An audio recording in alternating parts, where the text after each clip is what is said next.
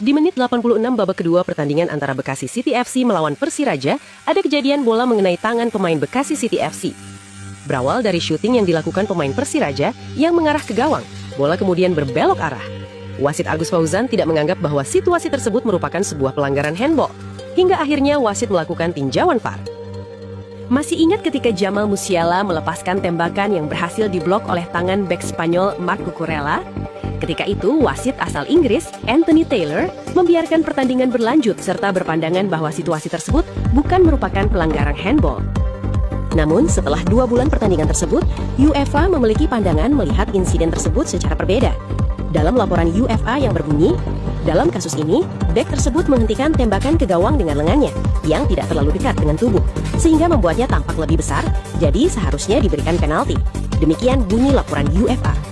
Menurut pedoman UEFA terbaru, kontak handball yang mencegah tembakan ke gawang harus dihukum lebih berat, dan dalam kebanyakan kasus, tendangan penalti harus diberikan, kecuali jika lengan pemain bertahan sangat dekat dengan tubuhnya. Pada kasus Bekasi City melawan Persiraja, seharusnya wasit Agus Fauzan Arifin memberikan tendangan penalti, karena jelas situasinya bek menghentikan tembakan ke gawang dengan lengannya yang posisinya tidak dekat dengan tubuh, sehingga membuatnya tampak lebih besar serta mempunyai impact atau dampak terhadap laju bola yang mengarah ke gawang. Waduh, bagaimana menurut kalian?